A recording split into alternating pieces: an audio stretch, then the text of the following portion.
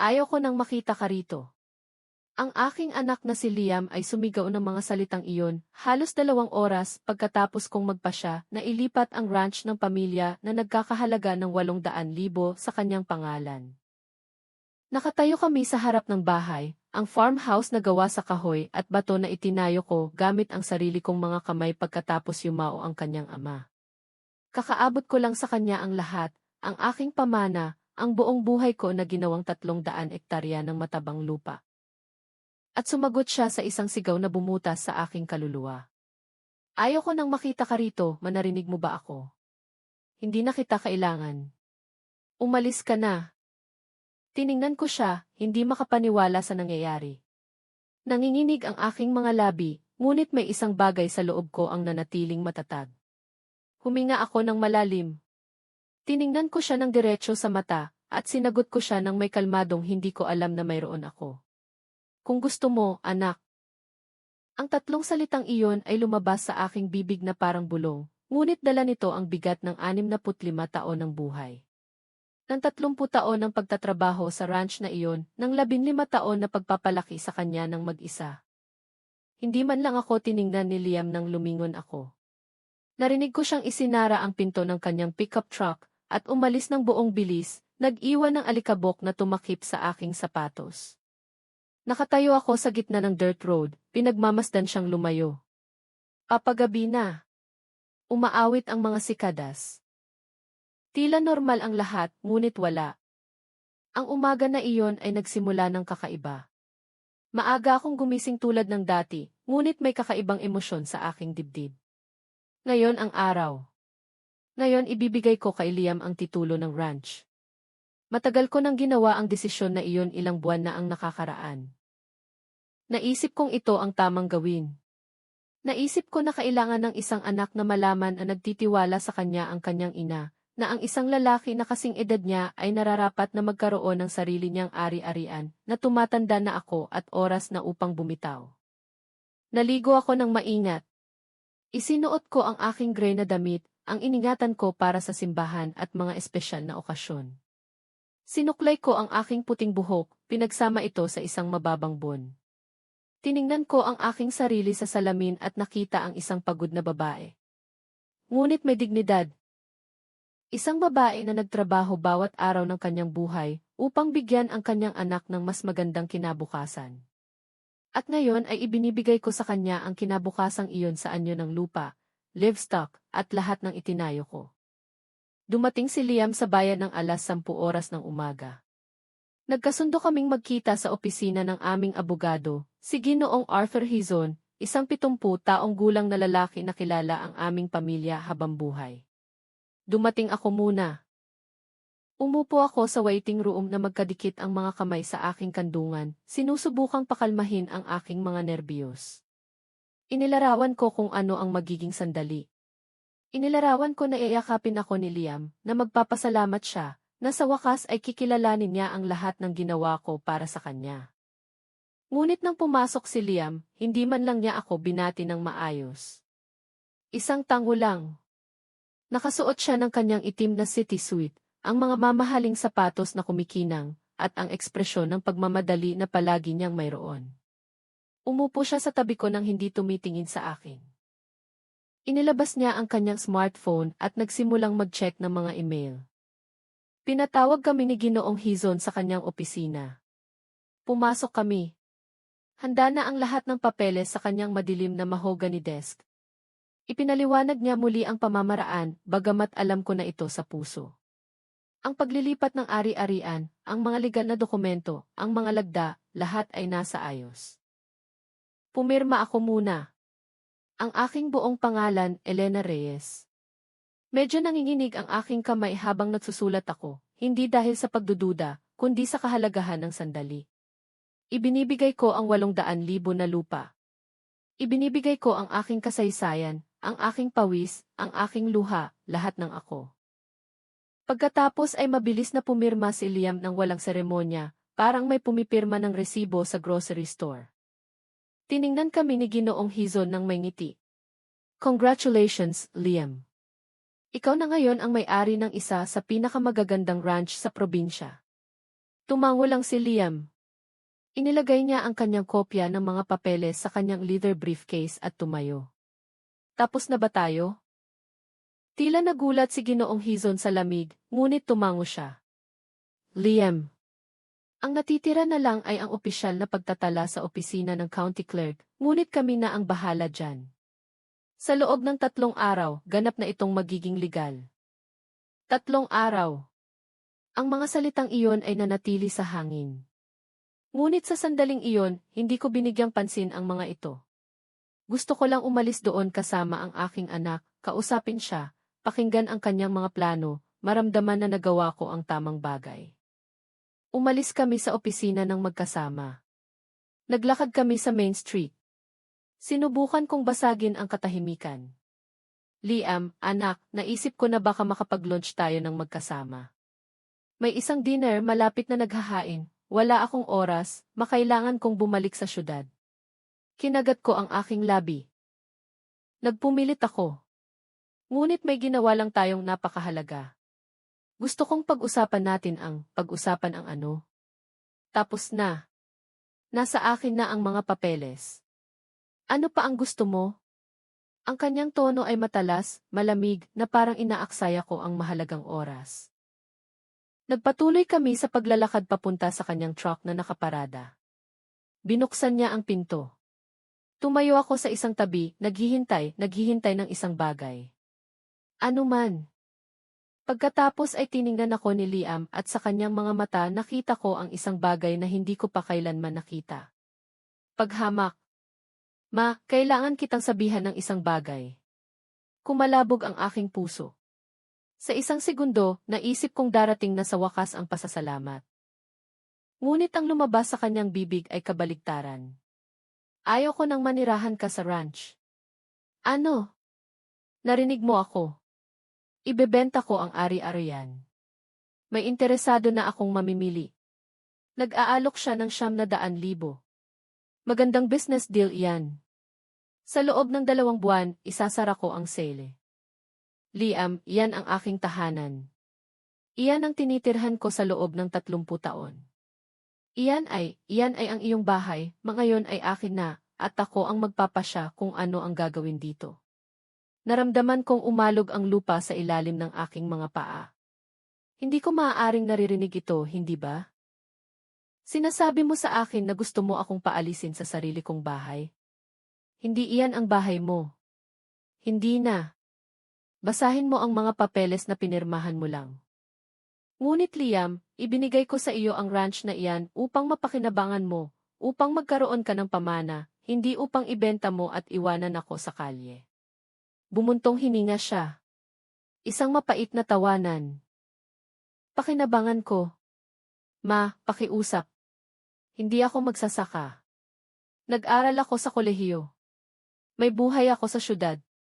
Ano ang gagawin ko sa mga baka at pananim? Kailangan ko ng kapital, hindi ang lupa. Hindi ako makahinga. Patuloy na umalingaw ang mga salita ni Liam sa aking tainga na parang mga kampana ng simbahan na nag-aanunsyo ng isang libing. Kailangan ko ng kapital, hindi ang lupa. Iyon lang ang mahalaga sa kanya. Hindi ang kasaysayan ng ranch na iyon, hindi ang mga alaala, hindi ako, kundi ang pera lang. Sinubukan kong panatilihin ang aking composure.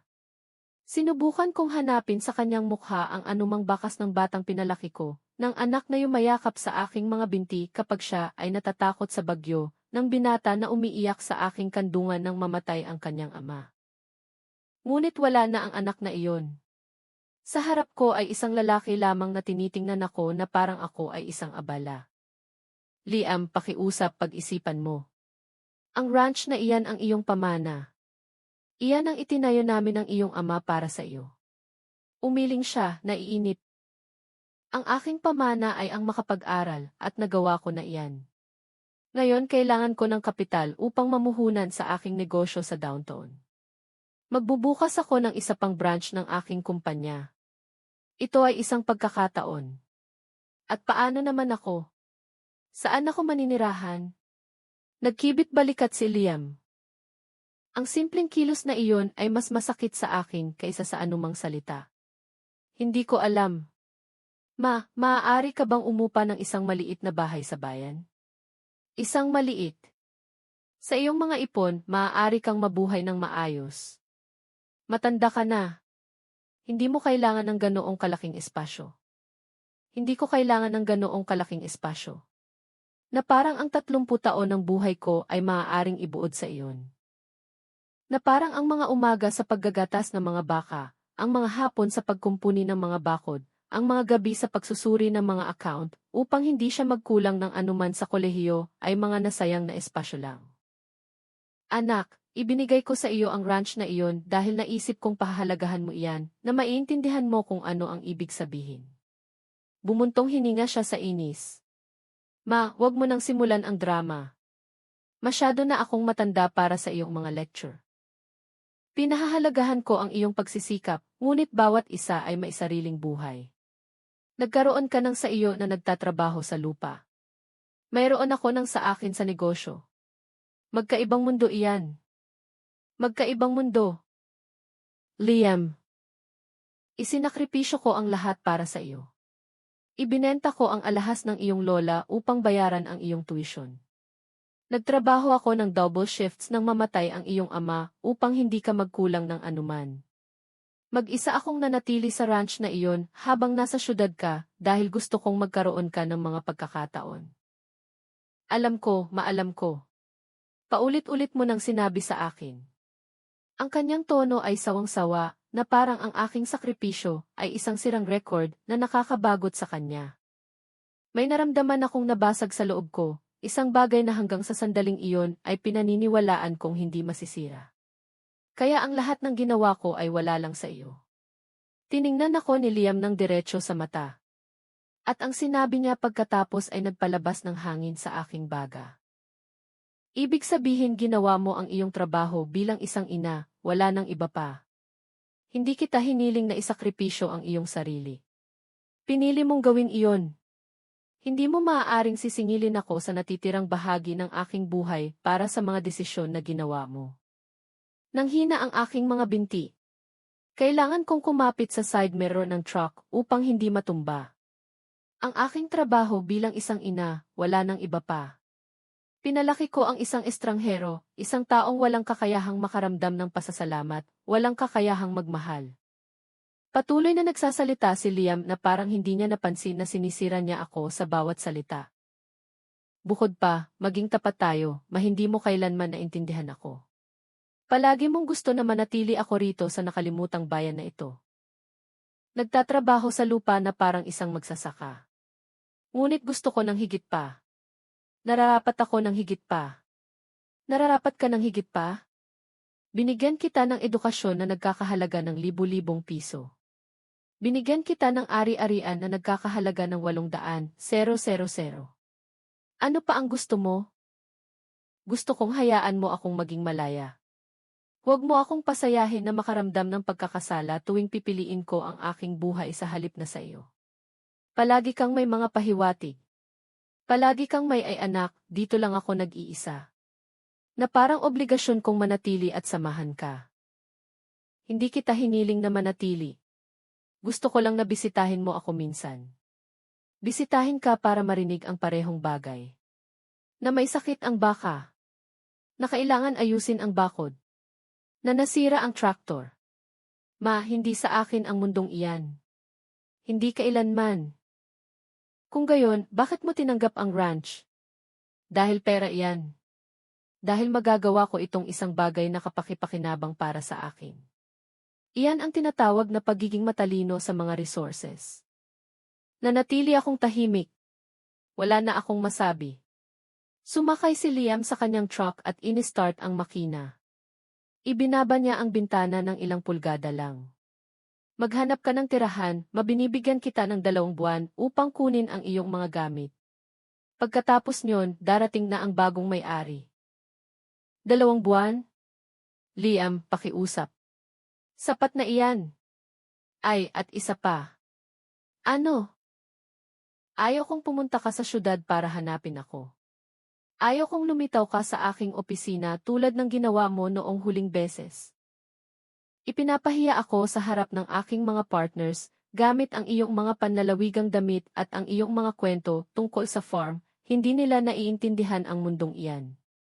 At totoo lang, ayaw ko rin silang maintindihan iyan. Pakiramdam ko ay sinampal niya ako.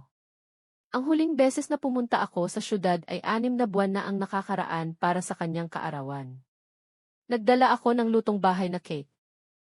Nagsusuot ako ng aking pinakamagandang damit at halos 15 minuto lang niya akong pinayagan manatili bago sinabi na may mahalaga siyang meeting. Nahihiya ka ba sa akin?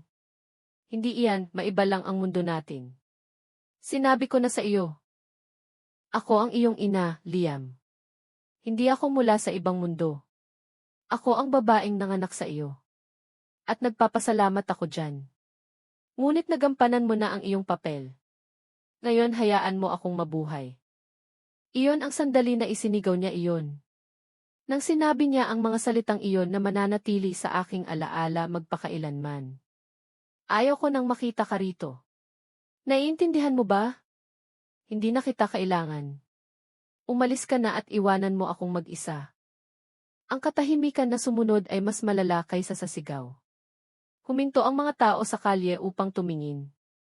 Ang ilang mga ginang na namimili sa tindahan sa kanto ay nakatingin sa amin ng malalaki ang mga mata.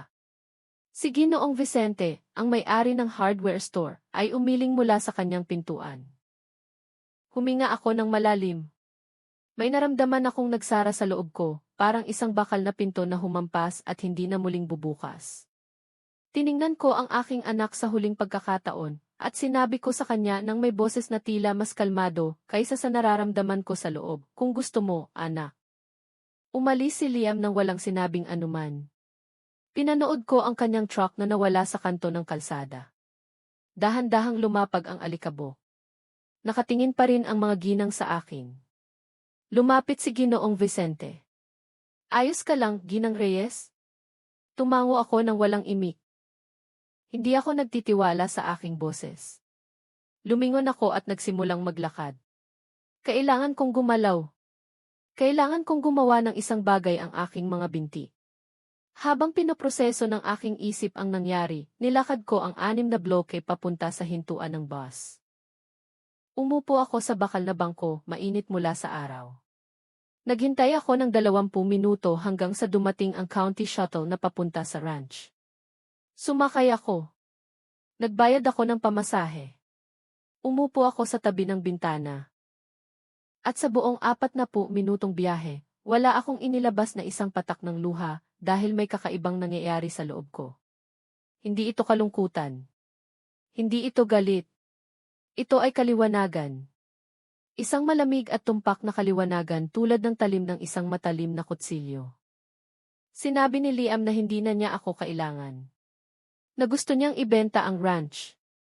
Na binigyan niya ako ng 2 buwan upang umalis. Ngunit nakalimutan niya ang isang detalye, isang napakahalagang detalye na binanggit ni Ginoong Hizon sa opisina. Ang paglilipat ay hindi opisyal hanggat hindi na itatala ang mga papeles sa mga pampublikong arkibo. At ang pagtatala na iyon ay abuti ng 3 araw. 3 araw. Bumaba ako sa bus sa pasukan ng ranch. Naglakad ako sa dirt path papunta sa bahay. Nagtutuka ang mga manok sa bakuran. Dumating ang mga aso upang batiin ako, ikinakampay ang kanilang mga buntot. Ang lahat ay nanatiling pareho, ngunit hindi na ako ang parehong babae na umalis ng umaga. Pumasok ako sa bahay. Dumiretso ako sa aking silid-tulugan. Kumuha ako ng isang Manila envelope kung saan ko inilagay ang mahahalagang dokumento mula sa aking drawer. Sa loob ay ang business card ni Ginoong Arthur Hizon. Tinitigan ko ito ng matagal. Pagkatapos ay kinuha ko ang telepono at dinyal ang kanyang numero. Sinagot ni Ginoong Hizon sa 3 ring. Ang kanyang boses ay tila kalmado tulad ng dati. Hizon Law Firm. Magandang hapon. Magandang hapon, Ginoong Hizon. Ako si Elena Reyes. Nagkaroon ng maikling pagtigil sa kabilang linya. Pagkatapos ay narinig ko siyang gumalaw sa kanyang upuan. Elena, ano ang sorpresa? May nangyari ba? Nagkita lang tayo sa opisina ilang oras na ang nakakaraan. Ginoong Hizon. May nangyari. Kailangan kitang kausapin. Urgent. Naramdaman ko ang pag-aalala sa kanyang boses nang sumagot siya. Ayos ba ang lahat? Nagkaroon ka ba ng problema sa mga dokumento? Hindi sa mga dokumento, kundi sa aking anak. Katahimikan.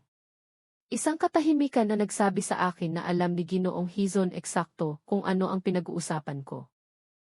May nakita siya sa opisina. Napansin niya ang lamig ni Liam, ang paraan ng pagbaliwala niya sa akin sa buong proseso. Gusto mo bang pumunta sa opisina? Maaari kitang makita bukas ng umaga. Kailangan kitang makita ngayon, Ginoong Hizon. Ngayon na, kung maaari. Narinig ko siyang nagpapalit ng pahina sa kanyang planner. 3:00 na. Mayroon akong appointment sa 4:00, ngunit maaari kitang makita ng 5:00. Ayos ba yan sa iyo? Perpekto. Pupunta ako. Ibinaba ko ang telepono at umupo sa gilid ng aking kama. Tahimik ang bahay. Ang naririnig lang ay ang tik-tak ng wall clock sa sala. Ang orasan na iyon ay pag-aari ng aking ina. Ang orasan na iyon na pinanood ang bawat minuto ng aking buhay na lumipas sa farmhouse na ito sa loob ng 30 taon. Tumayo ako at dahan-dahang naglakad sa bahay. Tiningnan ko ang bawat sulok na parang ngayon ko lang nakita. Ang kusina kung saan ako naghanda ng libu-libong pagkain. Ang dining room kung saan kami kumain ni Liam nang magkasama nang siya ay bata pa. Ang sala kung saan umuupo ang kanyang ama upang magbasa ng pahayagan bawat hapon bago siya namatay. Ang kahoy na rocking chair kung saan ako umuupo upang magtahi habang ginagawa ni Liam ang kanyang homework. Lahat ay puno ng alaala. Mga alaala na wala lang kay Liam. Nakita niya lang ang 900,000. Nakita niya lang ang isang business opportunity. Nakita niya lang ang isang ari-arian na gusto niyang gawing mabilis na pera. Pumunta ako sa kusina at nagluto ng kape. Umupo ako sa mesa at dahan-dahang ininom. Kailangan kong kumalma. Kailangan kong mag-isip ng malinaw dahil ang gagawin ko ay walang balikan. Sinabi ni Liam na hindi na niya ako kailangan. Na bawat isa ay may sariling buhay. Na nagampanan ko na ang aking papel bilang isang ina at wala nang iba pa. Ang mga salitang iyon ay patuloy na umikot sa aking ulo. Sa bawat pagkakataon na naaalala ko sila, nakaramdam ako ng matinding sakit sa aking dibdib. Ngunit nakaramdam din ako ng ibang bagay. Determinasyon. Kung inakala ng aking anak na kaya niya akong tratuhin ng ganoon, na kaya niya akong itapon na parang basahan pagkatapos gamitin, nagkamali siya ng husto. Nagtrabaho ako bawat araw ng aking buhay para sa ranch na iyon. Inilibing ko ang aking asawa sa lupain na iyon. Pinalaki ko ang aking anak sa mga bukid na iyon. Walang sinuman, kahit ang sarili kong anak, ang kukuha sa akin ng mga tagumpay na iyon. Natapos ko ang aking kape. Hinugasan ko ang tasa. Nagbihis ako. Nagsusuot ako ng itim na slacks, isang simpleng puting blouse, at ang aking mga sapatos na sarado ang daliri. Tinali ko ang aking buhok sa isang mahigpit na bun. Tiningnan ko ang aking sarili sa salamin ng banyo. Ang babaeng nakatitig sa akin ay hindi na ang ina na puno ng pag-asa na umalis ng umaga na papunta sa notaryo. Siya ay ibang tao, isang taong naunawaan ang isang masakit na katotohanan. Hindi ipinipit ang pagmamahal at hindi ipinakiusap ang paggalang. Ito ay hinihingi. Umalis ako sa bahay ng 4:30. Sumakay ako sa shuttle pabalik sa bayan. Sa biyahe, inulit ko sa isip ko ang lahat ng sasabihin ko kay Ginoong Hizon. Kailangan kong maging malinaw. Kailangan kong maging matatag. Kailangan niyang maunawaan na hindi ako kumikilos dahil sa galit, kundi dahil sa hustisya. Dumating ako sa kanyang opisina 5 minuto bago mag-5:00. Sinalubong ako ng sekretarya, isang dalagang nagngangalang Sara, nang may ngiti. Ginang Reyes, hinihintay ka ni Ginoong Hizon. Pumasok na po kayo. Pumasok ako sa opisina. Tumayo si Ginoong Hizon mula sa kanyang upuan at inalok ako ng isang upuan. Mukha siyang nag-aalala. Mukha siyang isang taong alam na may masamang nangyari. Elena, umupo ka. Pakiusap, sabihin mo sa akin kung ano ang nangyari. Umupo ako sa harap niya. Ikinrus ko ang aking mga kamay sa aking kandungan. At pagkatapos ay sinabi ko sa kanya ang lahat, bawat salita na isinigaw sa akin ni Liam, bawat paghamak, bawat kahihiyan. Nakinig si Ginoong Hizon ng tahimik ng walang pagputol, umuiling paminsan-minsan ng mailalong seryosong ekspresyon. Nang matapos ako, bumuntong hininga siya ng malalim. Tinanggal niya ang kanyang salamin at kinuskos ang kanyang mga mata. Pagkatapos ay tiningnan niya ako ng maihalong kalungkutan at pag-unawa. Elena, ikinalulungkot kong maranasan mo ito. Wala akong ideya na ang iyong anak. Well, na ganoon pala ang sitwasyon sa inyong dalawa. Hindi ko rin alam, Ginoong Hizon. Naisip ko na sa pagbibigay sa kanya ng ranch, pahahalagahan niya ang aking pagsisikap. Naisip kong maiintindihan niya kung ano ang ibig sabihin. Ngunit nagkamali ako. Tumango siya ng dahan-dahan. At ano ang gusto mong gawin ngayon? Gusto kong kanselahin ang paglilipat. Ang mga salita ay lumabas sa aking bibig ng matatag. Tiningnan ako ni Ginoong Hizon ng may pagkagulat. Kanselahin ang paglilipat. Elena, iyan ay isang napakaseryosong desisyon. Alam ko, ngunit iyan ang aking desisyon. Malinaw na sinabi ni Liam na ayaw niya ako sa kanyang buhay, na interesado lang siya sa pera mula sa pagbebenta, na ikinahihiyan niya ako. Well, kung ganoon, wala siyang dahilan upang panatilihin ang anuman na sa akin. Sumandal si Ginoong Hizon sa kanyang upuan. Ikinrus niya ang kanyang mga kamay sa ilalim ng kanyang baba, nag-isip ng matagal. Legal, kaya mo pa ring gawin yan. Hindi pa naitatala ang titulo sa mga pampublikong arkibo. Aabutin yan ng 3 business days. Hanggat hindi pa ito naitatala, ari-arian mo pa rin yan. Kung gusto mong itigil ang proseso, mayroon kang karapatan. At ano ang kailangan kong gawin? Permahan ang isang revocation of the deed of gift. Ito ay isang legal na dokumento na nagpapawalang bisa sa lahat ng pinirmahan natin kaninang umaga. Kapag pinirmahan mo iyan at pidroseso ko, mananatili ang ranch sa iyong pangalan. Walang matatanggap si Liam. Maaari ba niya itong pigilan? Hindi, dahil legal, hindi pa siya ang may-ari. Ang mga papeles na pinirmahan niya kaninang umaga ay isang intensyon lang na ilipat, ngunit na walang opisyal na pagtatala, wala silang ganap na bisa laban sa mga ikatlong partido. Mananatili kang legal na may-ari. Naramdaman kong may lumuwag sa aking dibdib. May oras pa. Kaya ko pa itong ayusin.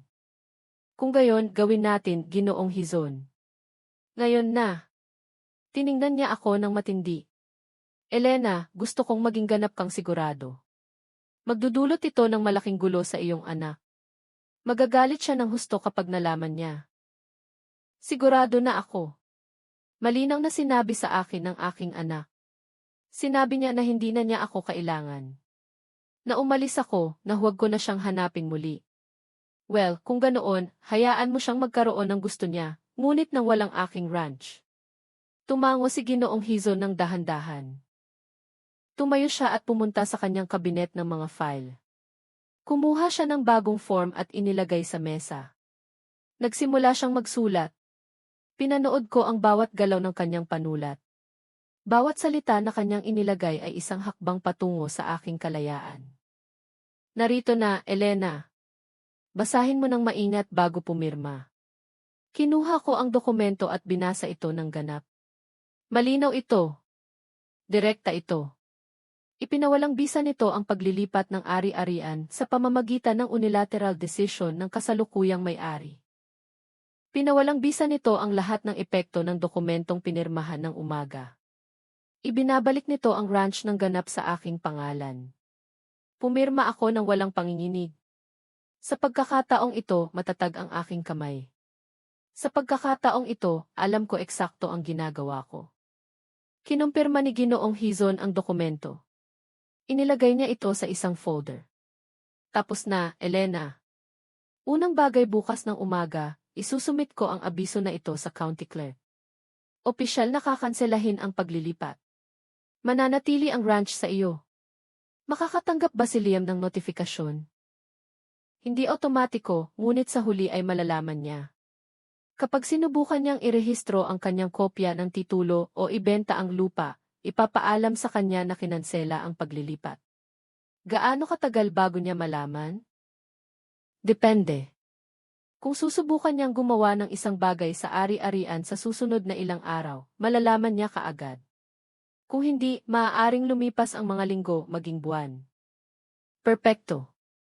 Tiningnan ako ni Ginoong Hizon ng may pag-aalala. Elena, handa ka ba sa darating?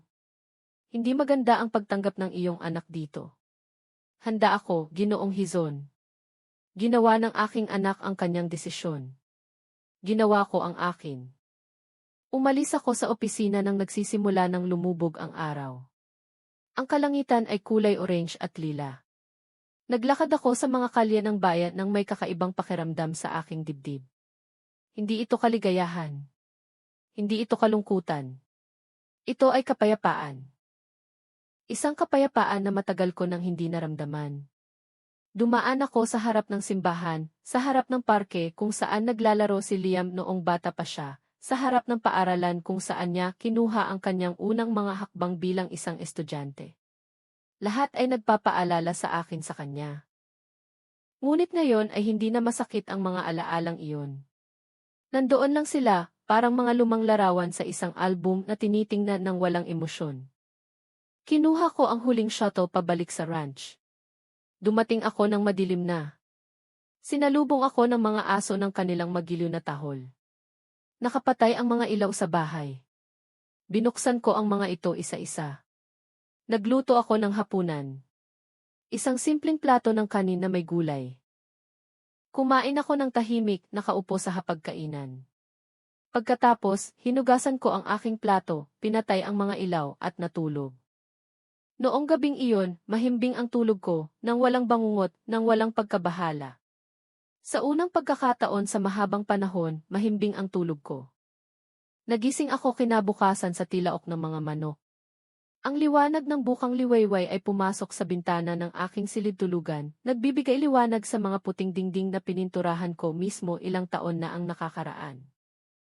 Nanatili ako sa kama ng sandali, nakatingin sa kisame, nararamdaman ang kakaibang kapayapaan. Hindi ito ang kapayapaan mula noon nang mabuhay ako naghihintay sa mga tawag ni Liam.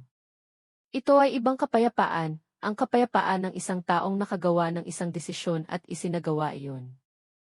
Bumangon ako, naligo at nagbihis. Nagluto ako ng kape sa kusina. Pumuno ang aroma sa bahay tulad ng bawat umaga. Lumabas ako sa porch na hawak ang aking umiinit na tasa at umupo sa rocking chair. Mula doon, nakikita ko ang mga bukid na lumalawak hanggat abot ng tanaw. 300 ektarya ng lupa na sa akin sa loob ng 30 taon at mananatili sa akin.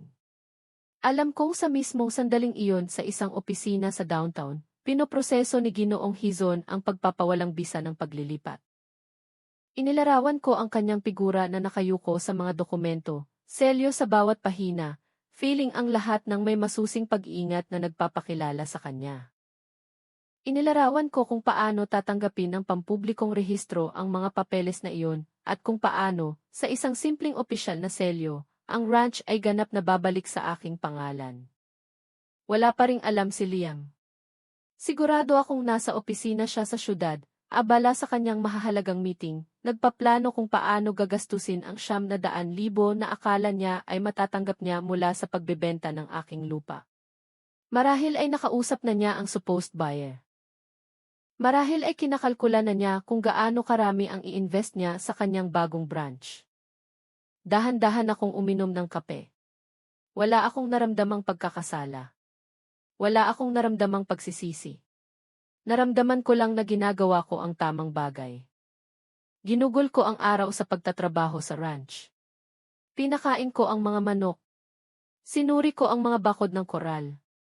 Kinausap ko si Mang Cardo, ang lalaki na tumutulong sa akin sa mga baka 3 beses sa isang linggo. Napansin niya ang isang bagay na kakaiba sa akin. Ginang Reyes. Iba ang hitsura mo ngayon. Iba sa paano, Mang Cardo. Hindi ko alam. Mas kalmado, parang gumaan ang pakiramdam. Umiti ako. Baka dahil lang nakagawa ako ng isang mahalagang desisyon. Hindi na siya nagtanong pa. Si Mang Cardo ay isang discreet na lalaki. Matagal na siyang nagtatrabaho sa akin ng mahigit 10 taon. Kilala niya si Liam simula pa noong teenager pa siya. Alam niya kung paano nagbago ang aking anak sa loob ng maraming taon. Alam niya kung paano siya tumigil sa pagpunta sa ranch. Alam niya kung paano niya ako iniwan ng mag-isa. Nang hapon, habang dinidiligan ko ang mga halaman sa hardin, narinig ko ang isang kotse na huminto sa harap ng bahay. Tumingala ako. Ito ay ang truck ng aking kapitbahay na si Aling Berta. Lumabas siya na may hawak na basket na natatakpan ng puting tela. Elena, dinalhan kita ng sariwang lutong tinapay. Si Aling Berta ay kaibigan ko sa loob ng 20 taon. Nakatira siya sa kabilang farm mga 2 milya ang layo. Balo siya tulad ko. Siya ay 62 taong gulang at may enerhiya na kinaiinggitan ko. Halika, Aling Berta. Magtitimpla ako ng kape. Umupo kami sa kusina. Inalis ni Aling Berta ang pambalot ng tinapay. Ang matamis na amoy ay pumuno sa espasyo. Habang nagtitimpla ang kape, tiningnan niya ako ng maingat. Iba ang hitsura mo, Elena. Iyan eksakto ang sinabi ni Mang Cardo kaninang umaga. May nangyari ba? Umupo ako sa tapat niya. Si Aling Berta ay isa sa ilang tao sa mundo na lubos kong pinagkakatiwalaan. Sinabi ko sa kanya ang lahat. Mula sa paglilipat ng ranch hanggang sa sigawan ni Liam, mula sa aking pagbisita kay Ginoong Hizon hanggang sa pagkansela ng lahat. Nakinig siya ng tahimik, umiinom ng kanyang kape, tumatango paminsan-minsan. Nang matapos ako, inilagay niya ang kanyang tasa sa mesa at hinawakan ang aking kamay. Tama ang ginawa mo, Elena. Talagang tama. Sa tingin mo. Alam ko. Kaya, walang karapatan ang batang iyan na tratuhin ka ng ganoon. Hindi mahalaga na siya ang iyong anak. Hindi opsyonal ang paggalang. At kung hindi niya kayang ibigay sa iyo ang pinakakaunting nararapat sa iyo, kung gayon hindi niya nararapat ang ibibigay mo sa kanya. Ngunit siya ang aking anak, Aling Berta. Siya ang nag-iisang mayroon ako. Hindi, kaibigan ko, mayroon ka ng iyong sarili, at iyan ay mas marami kaysa sa mayroon ang marami. Ang kanyang mga salita ay tumama ng malalim. Tama si Aling Berta. Sa loob ng maraming taon, inilagay ko si Liam sa sentro ng aking buhay. Lahat ng ginawa ko ay iniisip siya, ang kanyang kinabukasan, ang kanyang kapakanan, ang kanyang kaligayahan. Ngunit kailan ko inisip ang akin? Nanatili pa si Aling Berta ng matagal. Tinulungan niya akong maghanda ng hapunan. Kumain kami ng tinapay at keso ng magkasama at nag-usap tungkol sa iba pang bagay. Tungkol sa kanyang mga manok, tungkol sa ani, tungkol sa panahon. Simpleng mga bagay na nagparamdam sa akin na normal sa unang pagkakataon sa loob ng ilang araw. Nang umalis siya, madilim na. Nanatili akong mag-isa sa bahay muli. Naghugas ako ng plato. Inayos ko ang kusina. At pagkatapos ay tumunog ang telepono. Kumalabog ang aking puso. Tiningnan ko ang aparato na nakasabit sa dingding. Patuloy itong tumunog. Dahan-dahan akong lumapit dito. Kinuha ko ang receiver. Hello, Matsi. Ako iyan. Si Liam. Ang kanyang boses ay tila normal, kalmado, na parang walang nangyari sa amin. Hello, anak. Nagkaroon ng pagtigil. Kumusta ka? Mabuti. At ikaw? Mabuti rin. Uy, tumatawag ako dahil kailangan mong ipadala sa akin ang ilang dokumento para sa ranch. Anong dokumento? Ang mga orihinal na titulo ng ari-arian. Gustong suriin ng mamimili ang mga ito bago isara ang deal. Nasa iyo ba iyan? Naramdaman kong bumibilis ang tibok ng puso ko. Hindi pa rin alam ni Liam ang anuman. Naniniwala pa rin siya na kanya ang ranch. Liam, kailangan kitang kausapin tungkol doon. Tungkol saan? Ipadala mo lang sa akin ang mga papeles sa pamamagitan ng courier. Urgent. Hindi ko magagawa iyan. Bakit hindi? Dahil hindi na sa iyo ang ranch. Katahimikan. Isang mahaba at mabigat na katahimikan sa kabilang linya. Ano ang sinabi mo? Sinabi ko na hindi na sa iyo ang ranch. Kinansela ko ang paglilipat. Narinig ko ang pagbabago ng kanyang paghinga.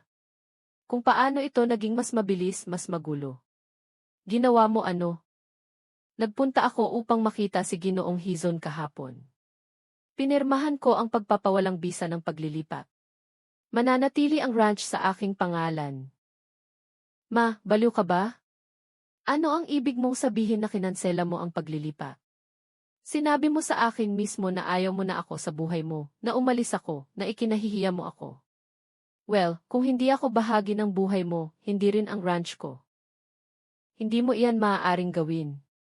Napirmahan na namin ang mga papeles. Hindi pa na itatala ang mga papeles. Ako pa rin ang legal na may-ari. At bilang may-ari, nagpasya akong kanselahin ang lahat. Sumigaw si Liam. Ang kanyang boses ay naging sigaw. Kalokohan ito. Nagbibiro ka lang. Nakipagkasundo na ako sa mamimili. Naibigay ko na ang aking salita. Well, kailangan mong sabihin sa kanya na tapos na ang deal. Hindi mo naiintindihan. Kailangan ko ng pera na iyon. Nakagawa na ako ng mga pangako. Napirmahan ko na ang mga kontrata para sa bagong branch. Hindi iyan problema ko, Liam. Siyempre, problema mo iyan. Ang ranch na iyan ay akin. Ibinigay mo sa akin. Ibibigay ko sana sa iyo, ngunit binago mo ang lahat ng tratuhin mo ako na parang wala. Nang sumigaw ka sa akin, nang sinabi mo sa akin na hindi mo na ako kailangan. Hindi iyan nagbibigay sa iyo ng karapatan na kunin ang akin. Hindi sa iyo iyan, Liam. Hindi kailanman.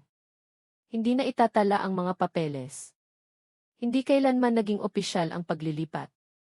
Narinig ko siyang humampas ng isang bagay sa kabilang dulo. Na parang sinuntok niya ang kanyang mesa. Pupunta ako dyan ngayon na. At pipirmahan mo ang anumang kinakailangan upang bumalik sa aking pangalan ang ranch na iyon. Hindi ako pipirma ng anuman, anak. Pipirmahan mo. Kahit pilitin pa kita. Pinagbabantaan mo ako. Humihinga siya ng may galit. Darating ako sa loob ng 3 oras. Hintayin mo ako at ibinaba niya ang telepono. Nakatayo ako sa kusina na hawak ang telepono, nakikinig sa dial tone. Hindi ako natatakot. Hindi ako nakaramdam ng pagkapanik. Naramdaman ko lang na sa wakas ay dumating na ang bagyo na matagal nang nagbabanta. Dahan-dahan kong ibinaba ang telepono. Nanginginig ang aking mga kamay, ngunit hindi dahil sa takot. Ito ay purong adrenaline. Paparating na si Liam. Darating siya na galit, handang lumaban, humingi, pilitin akong ibalik ang akala niya ay sa kanya. Ngunit hindi na ako ang mapagbigay na ina na hinahayaang sigawan. Hindi na ako ang babae na nagmamakaawa para sa mga mumunang pagmamahal. Tiningnan ko ang wall clock.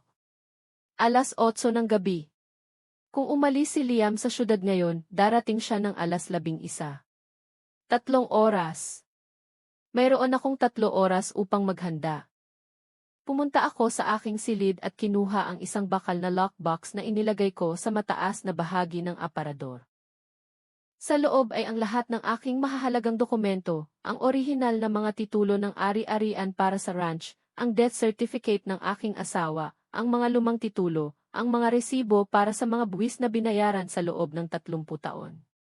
Lahat ay naroon, organisado, protektado. Sinuri ko ang bawat dokumento. Gusto kong tiyakin na ayos ang lahat. Gusto kong maging handa para sa anumang susubukan ni Liam na gawin. Pagkatapos ay ibinalik ko ang kahon at itinago sa isang lugar kung saan hindi niya ito madaling mahahanap. Pagkatapos ay tinawagan ko si Aling Berta. Sinagot niya sa pangalawang ring. Elena, ayos ka lang? Aling Berta.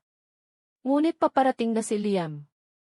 Sinabi ko lang sa kanya na kinansela ko ang paglilipat ng ranch. Galit na galit siya. Narinig kong bumuntong hininga si Aling Berta nang nag-aalala. Gusto mo bang pumunta ako dyan? Ayaw kong nag-iisa ka. Hindi kaibigan ko. Ayos lang ako. Gusto ko lang na may nakakaalam na paparating siya kung sakali. Sige, ngunit mag-ingat ka. At kung may kailangan ka, anuman tawagan mo ako. CJ. Salamat, Aling Berta. Ibinaba ko ang telepono at nagtimpla ng tsaan ng chamomile. Kailangan kong pakalmahin ang aking mga nerbiyos. Umupo ako sa sala na may nakabukas na mga ilaw, naghihintay. Sa labas, madilim at tahimik ang gabi. Ang naririnig lang ay ang mga cricket at ang hangin na gumagalaw sa mga dahon ng puno. Naisip ko ang lahat ng taon na ginugol ko sa bahay na iyon. Ang lahat ng mga pagkakataon na umupo ako sa parehong sofa na naghihintay kay Liam na dumalaw. Ang lahat ng mga gabi na nakatulog ako na may telepono sa tabi ko, naghihintay sa kanyang tawag. Ang lahat ng mga pagkakataon na ginawa ko ang kanyang paboritong pagkain, iniisip na darating siya at hindi siya kailanman dumating. Gaano karaming oras ang nasayang? Gaano karaming enerhiya ang nasayang sa isang taong hindi kailanman nakakaalam kung paano pahalagahan ang anuman? Alas 4:15 bago mag-alas 11, nakita ko ang mga ilaw ng truck na papalapit sa dirt road. Si Liam iyon.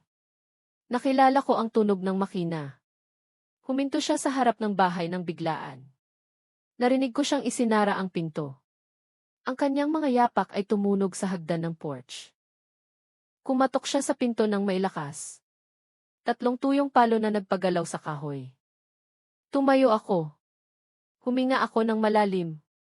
Binuksan ko ang pinto. Nakatayo si Liam doon, namumula ang kanyang mukha sa galit. Nakasuot pa rin siya ng kanyang work suit. Ngunit maluwag ang tae at gusot ang damit. Mukha siyang naguguluhan. Mukha siyang isang taong gumugol ng huling 3 oras sa matinding galit. Maaari ko bang malaman kung ano ang problema mo, ma? Magandang gabi, Liam. Pasok ka. Hindi ako papasok. Ipaliwanag mo sa akin ngayon kung bakit mo kinansela ang paglilipat. Ipinaliwanag ko na sa iyo sa telepono. Hindi ko na ulitin. Kalokohan ito. Hindi mo maaaring gawin ito. Nakipagkasundo na ako sa mamimili. Naibigay ko na ang aking salita. Ang iyong salita ay hindi problema ko, anak. Siyempre, problema mo iyan. Inalok mo ako ng ranch. Napirmahan namin ang mga papeles. Iyan ay isang kontrata. Isang kontrata na hindi kailanman natapos. Hindi na itatala ang paglilipat. Ako pa rin ang may-ari. At bilang may-ari, nagpa siya akong kanselahin iyon. Umusad si Liam ng isang hakbang patungo sa akin. Ang kanyang mga mata ay nagniningning sa galit. Alam mo ba kung gaano karaming pera ang mawawala sa akin dahil sa iyo? May ideya ka ba kung ano ang ibig sabihin nito para sa akin? At may ideya ka ba kung ano ang ibig sabihin sa akin na sumigaw ka na ayaw mo na akong makita? Na sinabi mo sa akin na ikinahihiya mo ako? Na pinalayas mo ako sa sarili kong bahay? Iba iyon. Nagalit ako. Nagalit tungkol sa ano, Liam? Tungkol sa pagtanggap ng 800,000 ng libre. Iyan ang dahilan ng iyong galit. Hindi mo naiintindihan ang anuman. Hindi mo kailanman naintindihan ang anuman. Naiintindihan ko ng perpekto. Naiintindihan ko na hinahanap mo lang ako kapag may kailangan ka. Naiintindihan ko na walang silbi sa iyo ang lahat ng ginawa ko para sa iyo. Naiintindihan ko na para sa iyo, kapakipakinabang lang ako kapag makapagbibigay ako sa iyo ng pera o ari-arian. Tigilan mo na ang drama, mapalagi mong ginagawa ang parehong bagay, palaging nagpapanggap na biktima. Hindi ako biktima, Liam. Ako ang babae na sa wakas ay nagbukas ng kanyang mga mata. Ikinuyom niya ang kanyang mga kamao. Humihinga siya ng mabigat. CJ, fine. Kung gusto mong humingi ako ng tawad, gagawin ko. Nagsisisi ako. Masaya. Ngayon pirmahan mo ang mga papeles at ibalik mo sa akin ang aking ranch. Hindi ganoon iyan, anak. Hindi mo ako maaaring tratuhin na parang basura at pagkatapos ay humingi ng kapatawaran na parang walang nangyari. Kung gayon, ano ang gusto mo? Pera. Gusto mo bang bayaran kita para sa ranch? Maaari kitang bigyan ng porsyento ng sale. Ayaw ko ng pera mo. Gusto kong umalis ka. Umalis? Ito ang bahay ng aking pamilya. Ito noon. Hindi na ngayon. Ngayon ay bahay ko na lang. At hindi ka welcome rito. Tiningnan ako ni Liam ng maihalong pagkadismaya at paghama. Baliw ka ba? Talaga bang iniisip mo na kaya mo akong paalisin ng ganoon lang? Hindi kita pinapaalis. Sinasabi ko lang na hindi ka welcome. May pagkakaiba. Ma, makinig ka ng mabuti. Kailangan ko ang ranch na iyan. Kailangan ko ang pera na iyan. Napirmahan ko na ang mga kontrata. Nakagawa na ako ng mga pangako. Kung hindi ko iyan matutupad, mas marami pa sa 900. 000 ang mawawala sa akin. Mawawalan ako ng kredibilidad. Mawawalan ako ng mga partners. Mawawalan ako ng negosyo. Dapat ay naisip mo iyan bago mo ako trinato ng ganoon. Putangina, ma. Tigilan mo na ang pagiging masyadong mapagmataas. Hindi iyan pagmamalaki, Liam. Iyan ay dignidad. Isang bagay na hindi mo naiintindihan. Hinagod niya ang kanyang buhok, desperado. Okay. Okay. Sabihin mo kung ano ang gusto mo. Gusto mo bang mas madalas akong pumunta rito, tumawag sa iyo bawat linggo? Iyan ba ang gusto mo? Gusto kong umalis ka ngayon na. Hindi ako aalis nang hindi nalulutas ito. Walang dapat lutasin. Akin ang ranch. Mananatili itong akin at wala kang matatanggap. Umusad si Liam ng isang hakbang patungo sa akin. Ang kanyang mukha ay ilang pulgada lang mula sa akin. Lalabanan ko ito ng legal. Ididemanda kita. Patutunayan kong manipulahin mo ako, na inabuso mo ang iyong posisyon, na pinilit mo akong pirmahan ang mga papeles na iyon at pagkatapos ay kinansela mo lang ng basta-basta. Gawin mo. Kausapin mo ang sinumang abogado na gusto mo. Suriin mo ang mga dokumento. Lahat ay nasa ayos. Lahat ay legal. May karapatan akong kanselahin ang paglilipat na iyon. Ngunit wala kang moral na karapatan. Moral na karapatan? Pinag-uusapan mo ako tungkol sa moralidad? Ikaw, ang anak na sumigaw sa kanyang ina na ayaw na niyang makita siya. Umusad si Liam pabalik. Nagbago ang kanyang ekspresyon.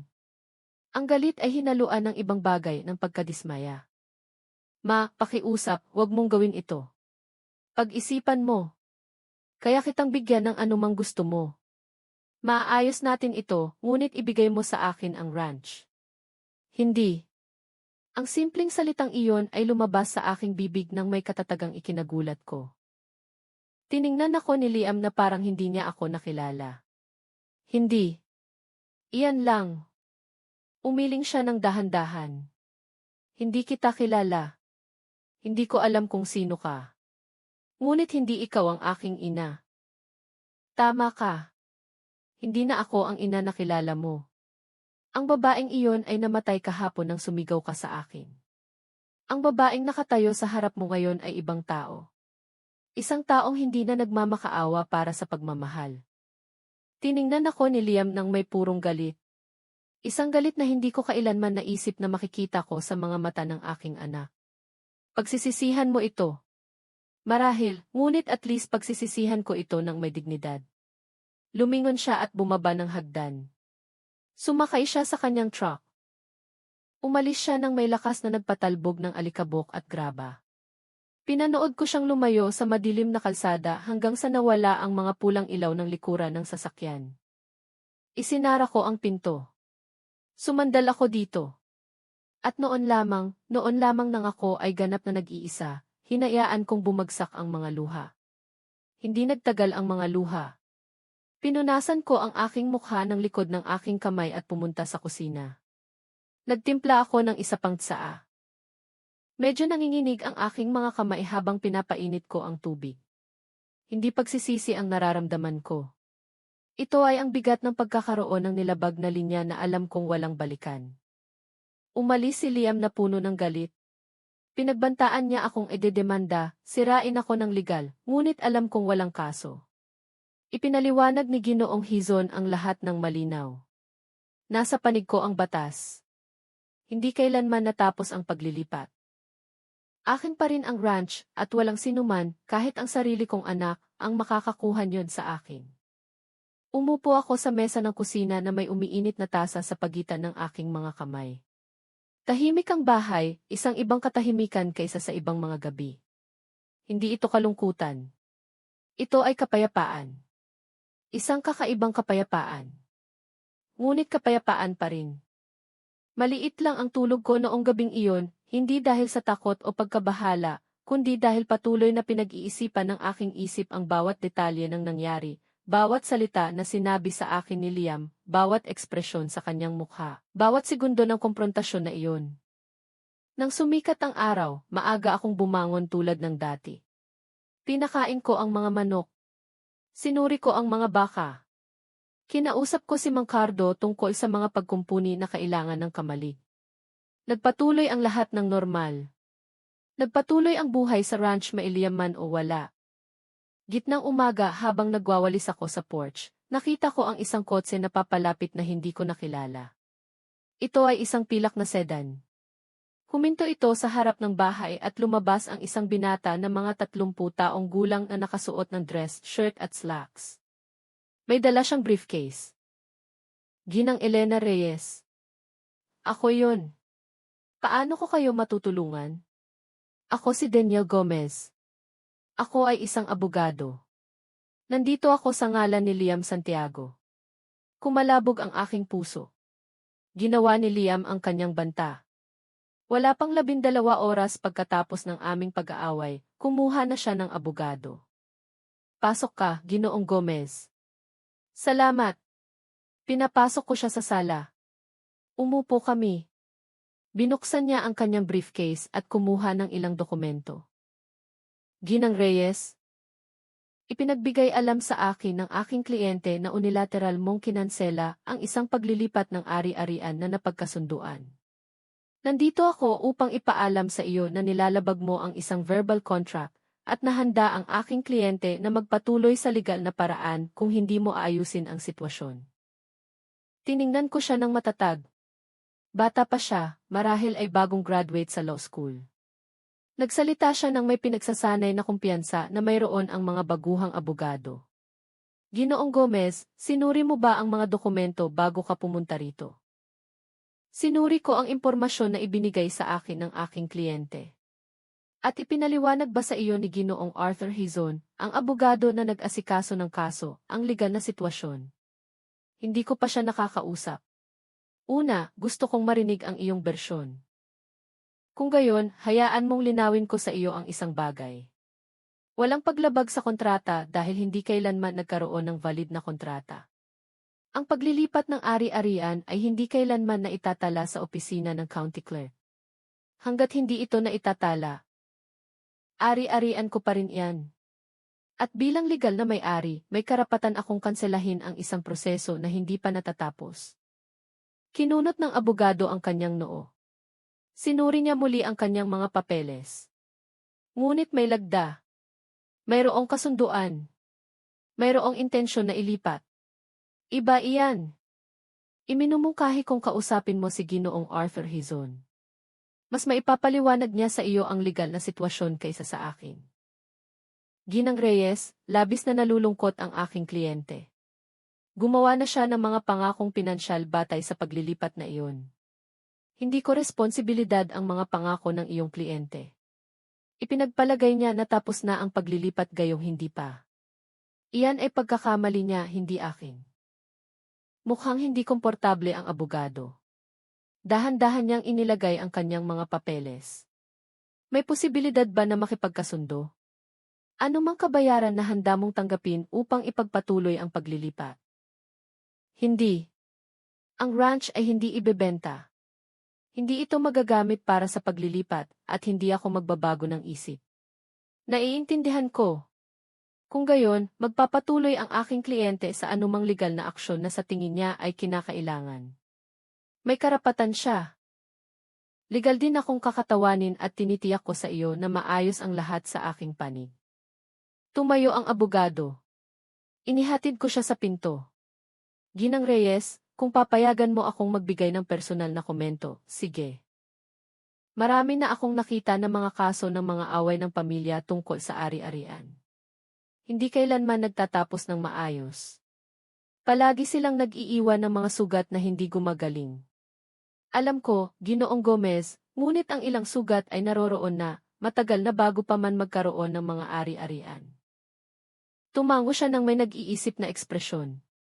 Sumakay siya sa kanyang kotse at umalis. Halos hindi pa siya nakaalis nang tumunog ang telepono. Si Aling Berta. Elena, nakita ko lang ang isang kotse na umalis sa iyong bahay. Sino iyon? Isang abogado. Si Liam ang nagpadala. Agad-agad? Napakabilis? Agad-agad. Ang batang iyan ay hindi nag-aaksaya ng oras. Hindi, ngunit wala rin siyang kaso. Sabi ni Ginoong Hizon, nasa panig ko ang batas. Kahit na, Elena, nakakapagod ang mga legal na labanan. Handa ka ba doon? Handa ako sa anumang darating, Aling Berta. Wala nang balikan ngayon. Nang hapong iyon, tinawagan ko si Ginoong Hizon upang ipaalam sa kanya ang tungkol sa pagbisita ng abogado. Nakinig siya ng maingat. Huwag kang mag-alala, Elena. Hayaan mong kausapin ko ang binata na iyan. Ipinaliwanag ko ang sitwasyon. At kung ipagpipilitan ni Liam na idedemanda, ang tanging magagawa niya ay gumastos ng pera sa mga abogado para sa isang kaso na walang batayan. Sa tingin mo, gagawin niya pa rin? Marahil. Kapag galit ang mga tao, hindi sila nag-iisip ng malinaw. Ngunit sa huli ay mapagtatanto niya na wala siyang paraan upang manalo rito. Salamat, Ginoong Hizon. Pagkatapos ng pagbaba ng telepono, umupo ako sa porch upang panoorin ang paglubog ng araw. Ang mga bukid ay ginto sa ilalim ng liwanag ng papalubog na araw. Tahimik ang lahat. Nasa tamang lugar ang lahat. 2 araw pagkaraan, dumalaw si Aling Berta sa akin na may balita. Elena, may narinig ako sa bayan. Dapat mong malaman. Ano iyon? Pinuntahan ni Liam ang mamimili ng ranch. Ipinaliwanag niya na hindi maaaring matuloy ang sale, at labis na nagalit ang lalaki. Sabi niya ay siniguro ni Liam na handa na ang lahat, na tinanggap pa niya ang advance na 50,000. 50,000. Tama iyan. At ngayon ay hinihiling ng mamimili na ibalik niya, ngunit nagastos na ni Liam. Nanatili akong tahimik. Hindi lang umasa si Liam sa pera mula sa sale, kundi nagastos na rin niya ang pera na wala siya. At ano ang gagawin niya? Hindi ko alam, ngunit narinig ko na sinusubukan niyang kumuha ng utang upang bayaran ang mamimili at ayaw siyang pahiramin ng mga bangko dahil may utang na siya. Tiningnan ako ni Aling Berta ng may pag-aalala.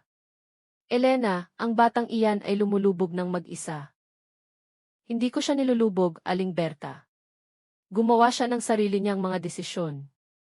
Gumastos siya ng pera na wala siya. Gumawa siya ng mga pangako na hindi niya kayang tuparin. Hindi iyan kasalanan ko. Alam ko. Ngunit siya pa rin ang iyong anak. Isang anak na nagsabi sa akin na ayaw na niya akong makita. Na pinalayas ako sa sarili kong bahay. Na tinrato ako na parang wala. Tumango si Aling Berta ng dahan-dahan. Wala na siyang sinabi pa. Noong gabing iyon, habang nagluluto ako ng hapunan, tumunog muli ang telepono. Sa pagkakataong ito ay isang numero na hindi ko nakilala. Hello, Ginang Reyes. Ako si Tita Lisa. Si Tita Lisa ay ang aking nakababatang kapatid. Nakatira siya sa syudad malapit sa kung saan nakatira si Liam. Hindi kami gaanong nag-uusap. Marahil ay 1 beses o 2 beses sa isang taon. Lisa, ano ang sorpresa? Kumusta ka? Mabuti, ate. Ngunit tumatawag ako dahil pumunta sa akin si Liam. Pumunta sa iyo si Liam? Desperado siya, Elena. Sabi niya ay kinuha mo raw ang ranch sa kanya, na iniwan mo raw siyang nasa kaguluhan, na kailangan niya ng tulong. At ano ang sinabi mo sa kanya? Sinabi ko sa kanya na hindi ako nakikialam sa mga problema ninyong dalawa, ngunit ipinagpilitan niya. Humingi siya ng pera, 50,000 at ikaw. Sinabi ko sa kanya na wala akong ganoong kalaking halaga. At kahit na mayroon ako, hindi ko ipahihiram ng hindi nalalaman ang buong kwento. Kaya ako tumatawag sa iyo. Gusto kong malaman kung ano talaga ang nangyari. Sinabi ko kay Lisa ang lahat, bawat detalye, bawat salita, bawat kahihiyan. Nakinig siya ng tahimik. Nang matapos ako, bumuntong hininga siya ng malalim. Elena, ikinalulungkot ko. Hindi ko alam na trinato ka ni Liam ng ganoon. Walang nakakaalam dahil hindi ako kailanman nagreklamo. Palagi ko siyang ipinagtatanggol. Palagi kong binibigyang katwiran ang kanyang pagkawala. Tama ang ginawa mo na kanselahin ang paglilipat na iyon. Ang batang iyan ay kailangan matuto na may kahihinatnan ang mga aksyon. Salamat, Lisa. At huwag kang mag-alala. Hindi ko siya pahihiramin ng anuman. Hayaan mo siyang ayusin ang kanyang mga problema tulad ng isang adult. Ibinaba namin ang telepono at sa unang pagkakataon sa mahabang panahon, naramdaman ko na may nakaintindi sa akin sa aking pamilya. Ang sumunod na mga araw ay kakatuwang tahimik. Hindi ko na narinig muli si Liam ng direkta. Wala nang mga galit na tawag. Wala nang mga pagbisita sa gabi, ngunit maliit ang bayan at mabilis na kumalat ang balita. Sa pamamagitan ni Aling Berta, sa pamamagitan ni Ginoong Hizon, at iba pang mga taong matagal ko nang kilala, unti-unti kong nalaman ang nangyayari sa aking anak. Desperado si Liam. Ang mamimili ng ranch, isang negosyante na nagngangalang Marco Santos, ay hindi lang humingi ng return ng 50,000 advance, kundi nagbanta rin siyang ay dedemanda siya para sa fraud. Pumirma si Liam ng isang pre-sale contract na nagpapatunay na siya ang lehitimong may-ari ng ari-arian. Ngayon, ang dokumentong iyon ay ikinokompromiso siya ng legal. Tinanggihan siya ng mga bangko ng mga utang dahil natuklasan nilang mayroon siyang ibang mga utang. Tila, ang bagong branch ng kanyang kumpanya ay hindi lang sasalihan ng pera mula sa pagbebenta ng aking ranch, kundi nangutang na rin si Liam umaasa sa kinabukasang kita na iyon. Ngayon, gumuho ang kanyang buong house of cards. Isang hapon, habang umiinom ako ng kape kasama si Aling Berta sa aking kusina, sinabi niya sa akin ang isang bagay na ikinagulat ko. Elena, kahapon, nakita ko si Liam sa bayan. Talaga? Ano ang ginagawa niya rito? Nasa bangko siya. Nakita ko siyang lumabas na may masamang ekspresyon sa kanyang mukha. Pagkatapos, pumunta siya sa opisina ni Ginoong Hizon. Pumunta siya upang makita si Ginoong Hizon. Nandoon ako nang lumabas siya. Mukha siyang masama, ate. Talagang masama. Magulo ang buhok. May malalim na bilog sa ilalim ng kanyang mga mata na parang hindi siya natulog sa loob ng ilang araw. Walang akong sinabi. Ininom ko lang ang aking kape ng dahan-dahan. Wala ka bang nararamdaman, Elena? Siya ang iyong anak. Siyempre may nararamdaman ako, Aling Berta. Ngunit hindi ako nakakaramdam ng pagkakasala. Nakakaramdam ako ng kalungkutan para sa lalaki na naging siya. Nakakaramdam ako ng pagkadismaya, ngunit hindi pagkakasala.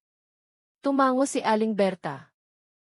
Sinabi sa akin ni Ginoong Hizon na hiniling ni Liam na kausapin mo siya upang subukang kumbinsihin kang baligtarin ang pagkansela. At ano ang sinabi ni Ginoong Hizon sa kanya? Na imposible iyon, na iyo ang desisyon, at na siya bilang isang notaryo at abogado ay hindi ka maaaring pilitin. Labis na nagalit si Liam. Sumigaw siya. Kailangang hilingin ni Ginoong Hizon na umalis siya sa kanyang opisina. Inilarawan ko ang eksena. Si Liam, palaging napakakomposado, napakapropesyonal, nawawala ng pagtitimpi sa isang pampublikong opisina. Hindi iyon ang imahe na nilinang niya ng may pag-iingat. Kinabukasan, nakatanggap ako ng sulat. Ito ay certified mail. Dinala ito ng mailman sa ranch. Ito ay mula sa isang law firm sa syudad. Binuksan ko ito ng may kalmadong mga kamay at binasa ang nilalaman.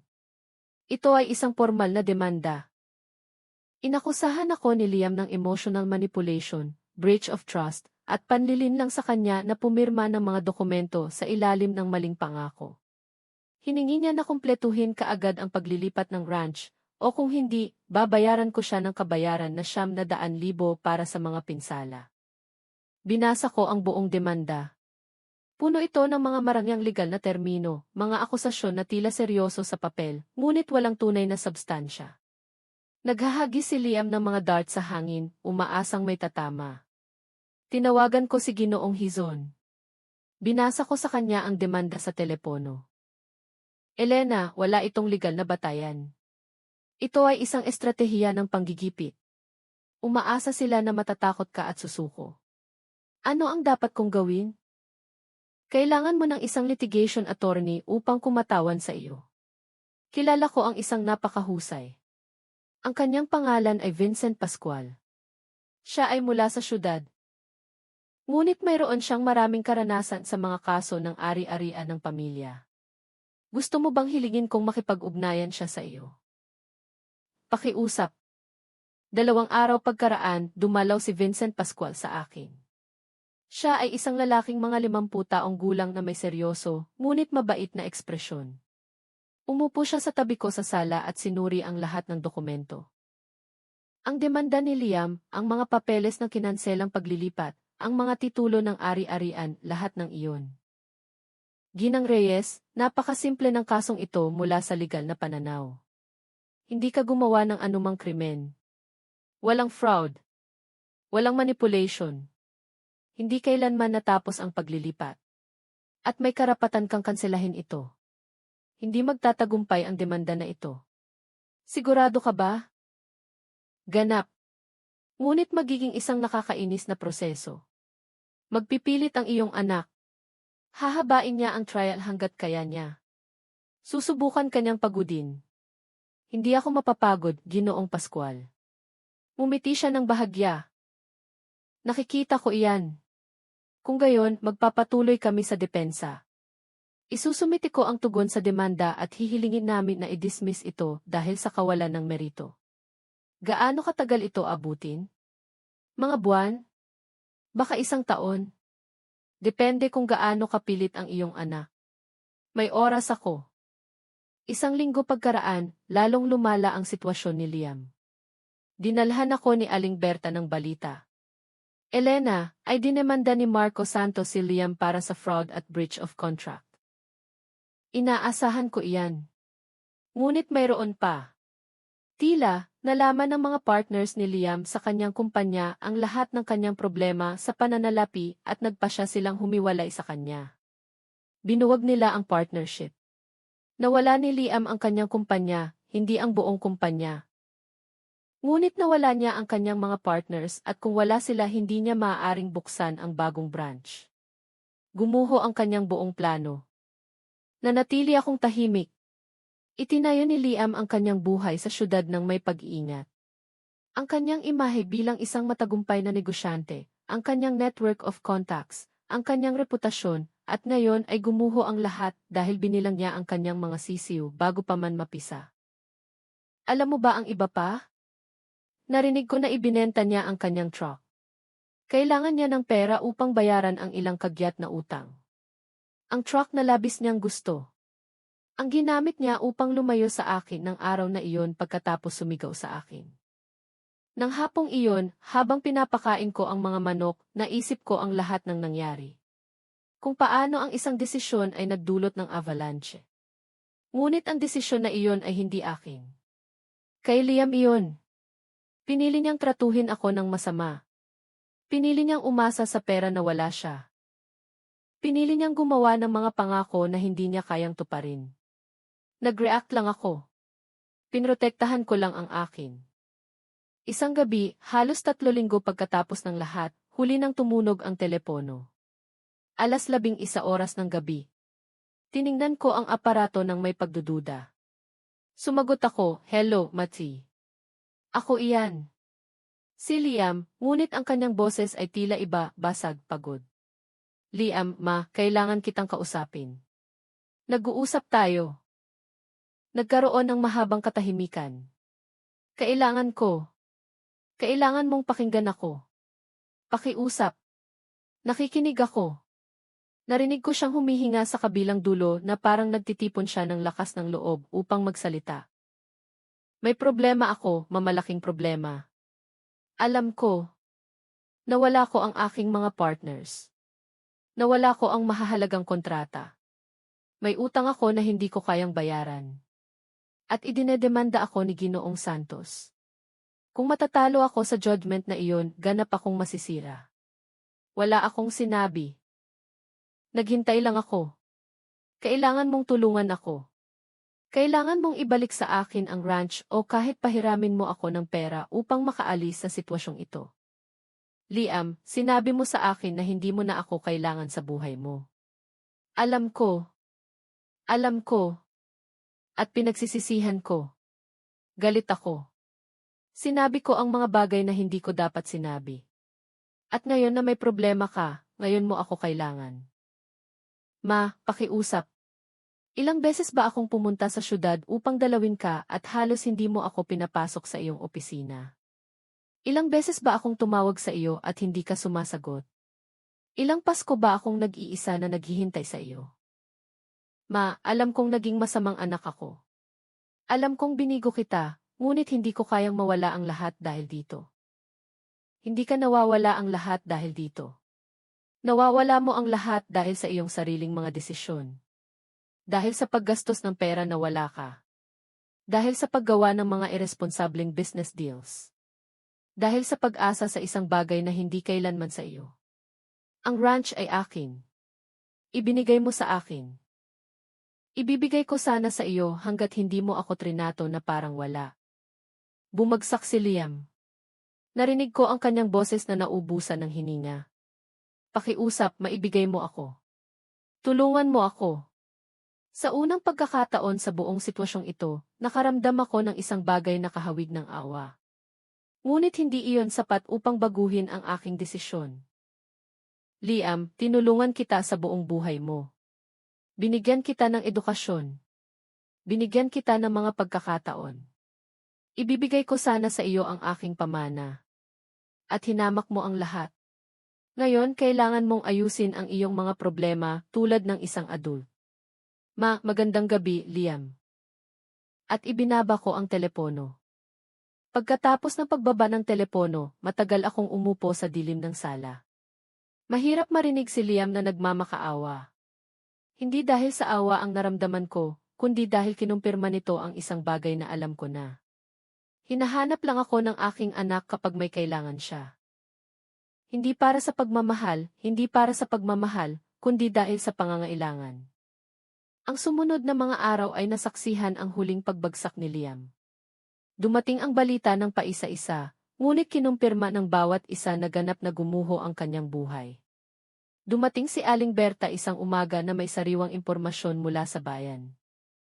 Elena, nanalo si Ginoong Marco Santos ng court order laban kay Liam. Ipinatigil nila ang kanyang mga bank account hanggat hindi niya na ibabalik ang 50,000. Ipinatigil nila ang kanyang mga account? Tama iyan. Hindi siya makakakuha ng pera. Hindi siya makakapagtransaksyon. Ganap siyang blocked. Nalaman ko rin kay Ginoong Hizon na ang demanda na isinampa ni Liam laban sa akin ay ibinasura ng hukom. Nagawa ni Abogado Vincent Pascual ang isang perpektong trabaho na nagpapakita na walang legal na batayan. Nagpasya ang hukom na hindi kailanman natapos ang paglilipat at na ako, bilang legal na may-ari, ay may karapatan na kanselahin ito. Umapela si Liam sa desisyon, ngunit ipinaliwanag sa akin ni Vincent na pahahabain lang nito ang hindi maiiwasan. Ibibasura rin ang apela. Ginang Reyes, gumagastos ng pera ang iyong anak na wala siya sa mga abogado na hindi maaaring manalo sa isang talunan na kaso. Lalo siyang lumulubog. Hindi ko responsibilidad na iligtas siya, Ginoong Pascual. Alam ko. Gusto ko lang na maging aware ka. Isang hapon, habang nag-aani ako ng gulay mula sa aking hardin, nakita ko ang isang sirang kotse na papalapit.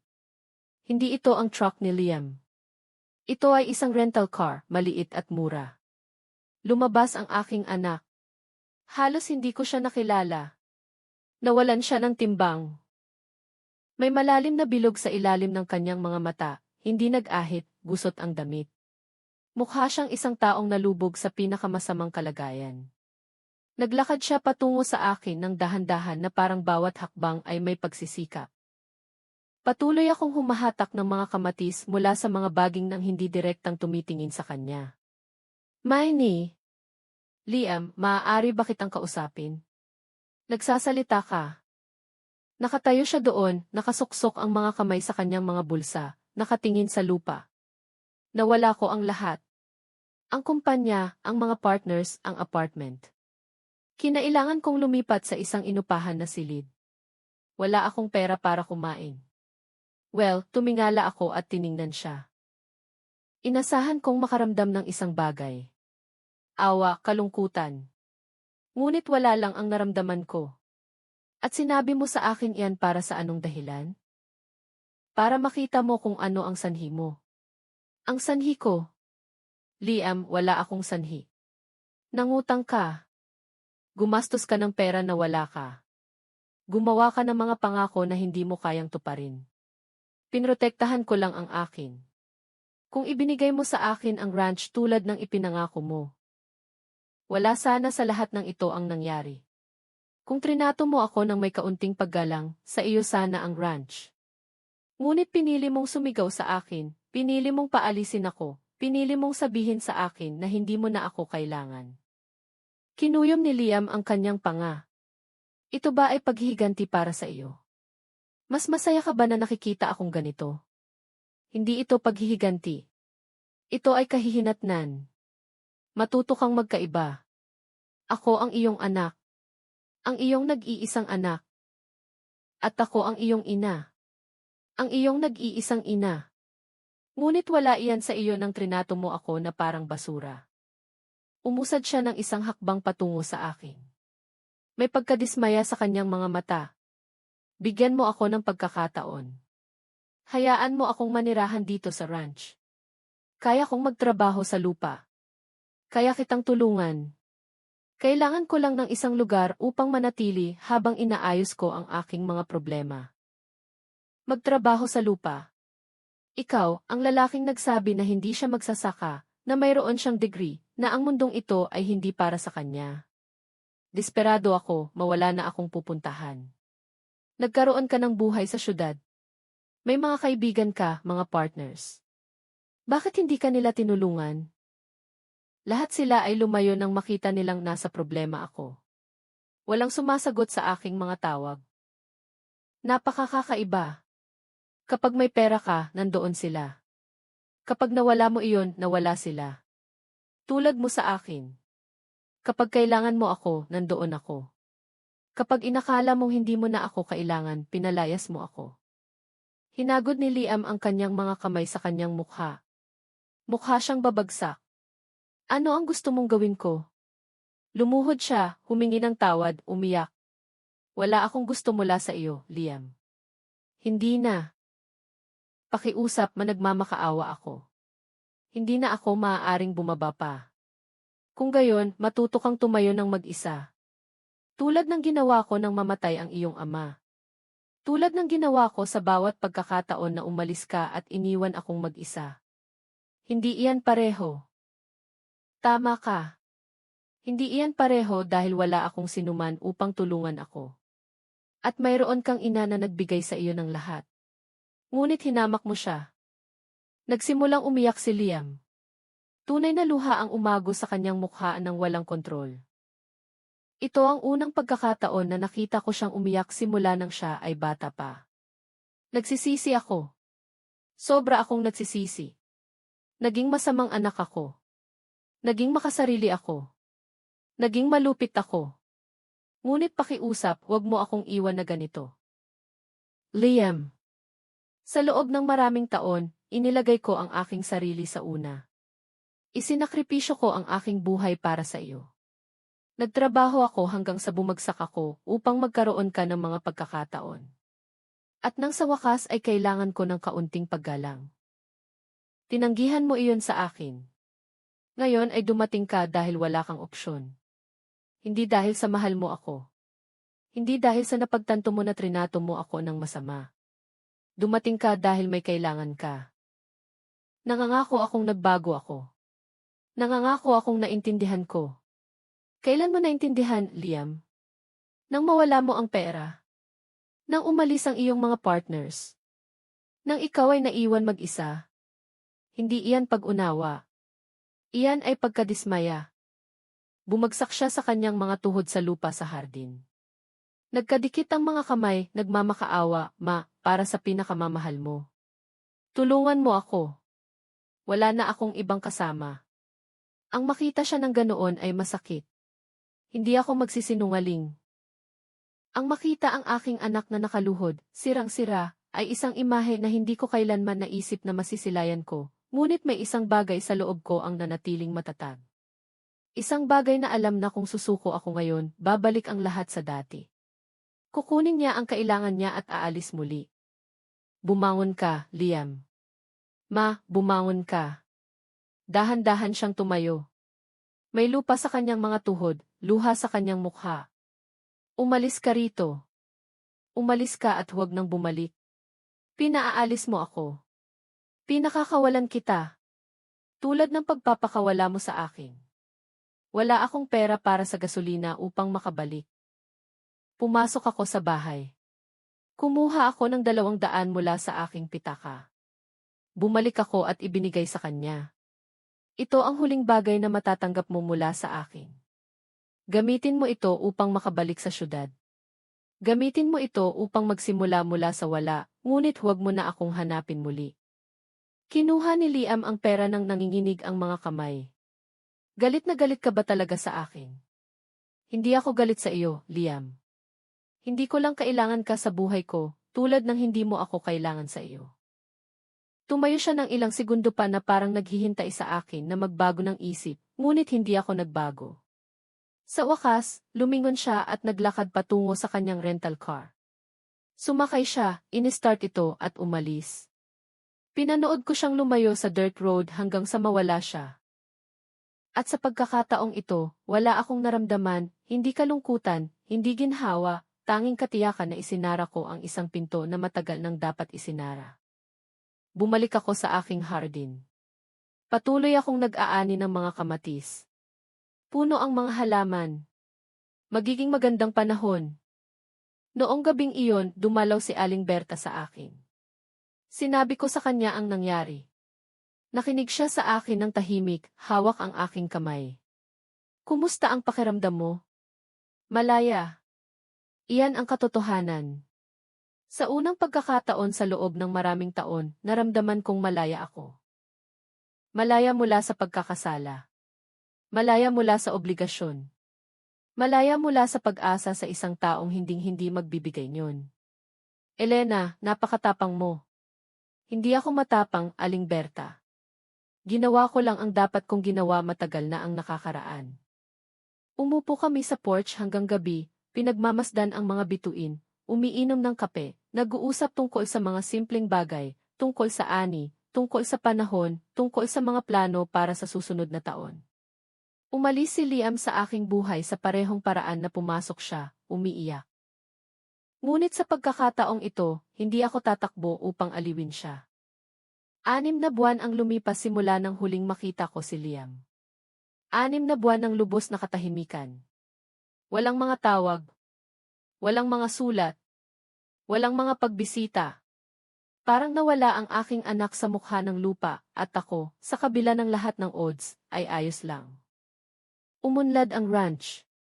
Ang 6 ng taon na iyon ay sagana. Nagbenta ako ng mga gulay at prutas sa farmers market sa bayan. Malusog ang mga baka. Mas madalas na nagtatrabaho sa akin si Mang Cardo, at ang kanyang presensya ay nagpaganda sa mga araw, hindi sa paraan na inaasahan kong pupunan ang kawalan ng isang anak, kundi sa isang mas simple, mas tapat na paraan. Ang kasama ng isang taong nagpapahalaga sa aking trabaho at aking pagsisikap. Nanatili si Aling Berta na aking confidant at aking kaibigan. Ginugol namin ang mga hapon ng magkasama, nagbabahagi ng kape at pag-uusap. Pinananatili niya akong updated sa nangyayari sa bayan. Bagamat halos walang sinuman ang bumabanggit pa kay Liam, humupa na ang iskandalo. Nakahanap na ang mga tao ng ibang paksang pag-uusapan. Isang umaga ng tagsibol, habang dinidiligan ko ang mga halaman sa hardin, nakita ko ang isang kotse na papalapit sa kalsada. Ito ay ang sedan ni Ginoong Hizon. Huminto siya sa harap ng bahay at lumabas ang abogado na may folder sa ilalim ng kanyang braso. Magandang umaga, Ginang Reyes. Magandang umaga, Ginoong Hizon. Ano ang nagdala sa iyo rito?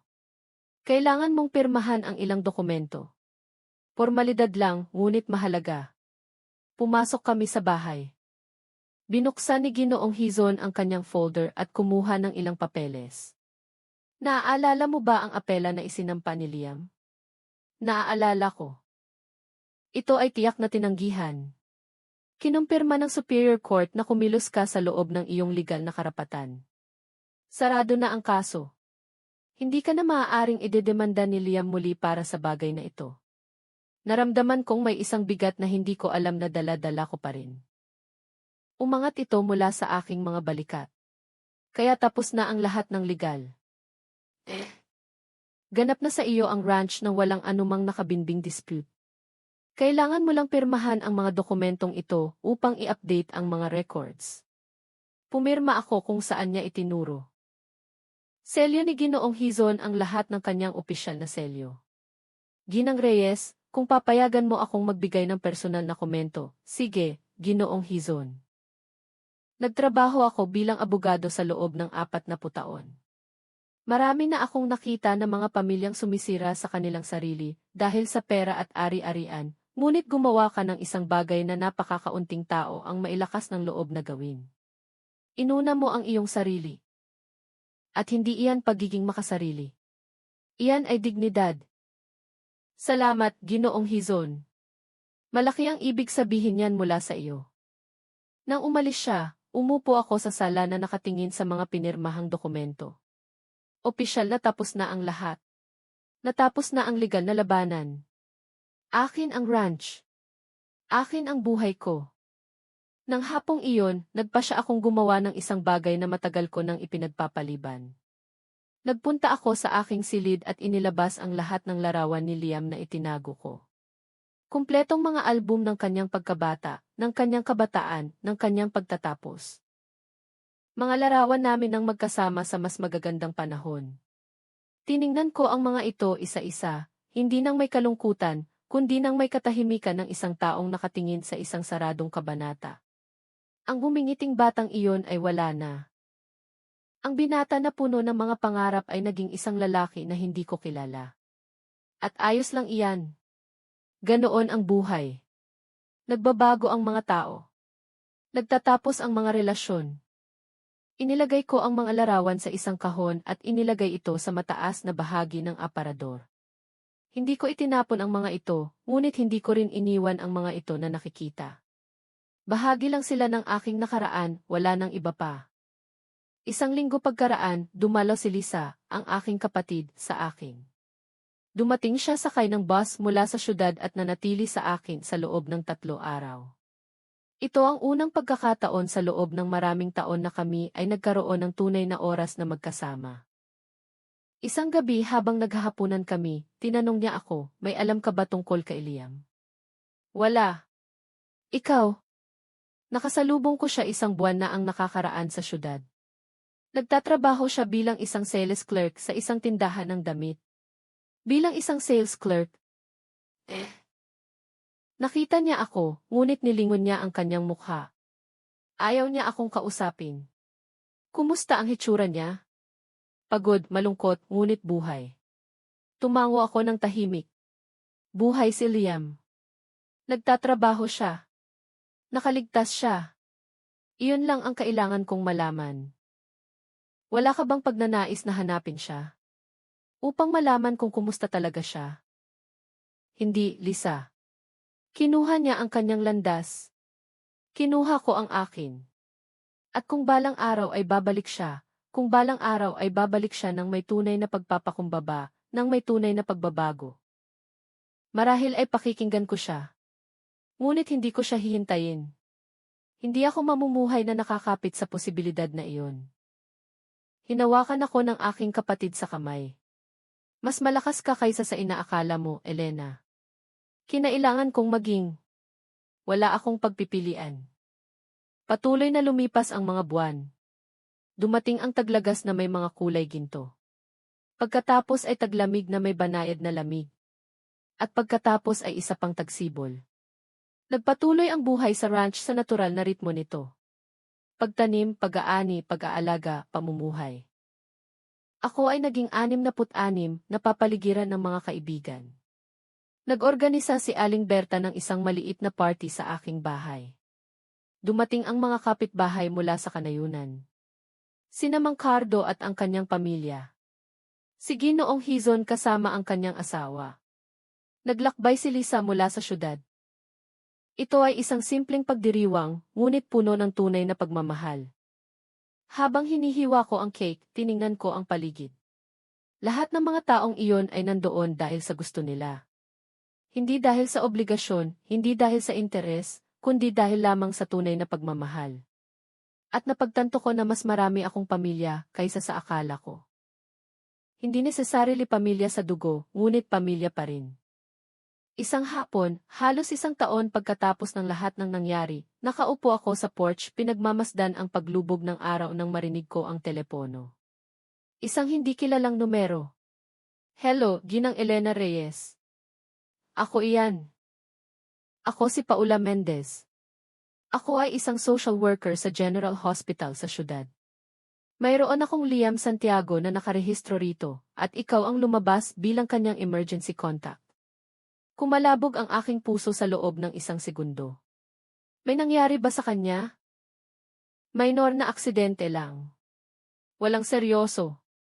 Isang pagkahulog, ngunit mag-isa siya at kailangan niya ng isang taong susundo sa kanya kapag siya ay discharge bukas. Naiintindihan ko. Ayos ba siya? Ginang. Kailangan lang niya ng pahinga. Maaari ka bang sumundo sa kanya? Hindi ko kaya. Nagkaroon ng katahimikan sa kabilang dulo. May iba pa ba kaming matatawagan? Maaari mong tawagan si Lisa. Siya ang kanyang tiya. Nakatira siya sa syudad. Ibinigay ko sa kanila ang numero ng aking kapatid at ibinaba ang telepono. Wala akong naramdamang pagkakasala. Wala akong naramdamang pagmamadali na tumakbo upang sunduin siya. Ayos si Liam. Mayroon siyang medical attention. At mayroon siyang Lisa kung kailangan niya ng tulong. Tinawagan ko ang aking kapatid upang ipaalam sa kanya. Sinabi niya sa akin na pupunta siya sa ospital.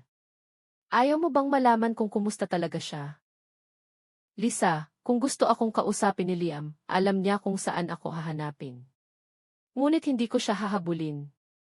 Hindi ako magmamakaawa para sa kanyang atensyon. Ginawa ko na iyan sa loob ng maraming taon. Naiintindihan ko, ate. Noong gabing iyon, mahimbing ang tulog ko nang walang bangungot, nang walang pagkabahala. Kinabukasan, tinawagan ako ni Lisa muli. Pumunta ako kay Liam. Ayos siya. Maliit na pasa lang. Ngunit Elena, mukha siyang napakapangit, napakalungkot. Iyan ang kanyang buhay, Lisa. Humingi siya sa akin na sabihin ko sa iyo ang isang bagay. Ano iyon? Na nagsisisi siya. Na naunawaan niya kung bakit mo ginawa ang iyong ginawa at na hindi siya umaasa na patawarin mo siya. Ngunit gusto niyang malaman mo na pinagsisisihan niya. Wala akong sinabi sa loob ng matagal. Salamat sa mensahe, ngunit sabihin mo sa kanya na ang pagsisisi ay hindi nagbabago ng anuman. May kahihinatnan ang mga aksyon at nararanasan niya iyon. Sasabihin ko sa kanya. Ibinaba namin ang telepono. Lumabas ako sa porch. Mataas ang araw. Ang mga bukid ay luntian at sagana sa harap ko. Ang aking lupa, ang aking pagsisikap, ang aking buhay. Walang sinuman ang kumuha niyon sa akin. Walang sinuman ang kukuha niyon sa akin. Huminga ako ng malalim.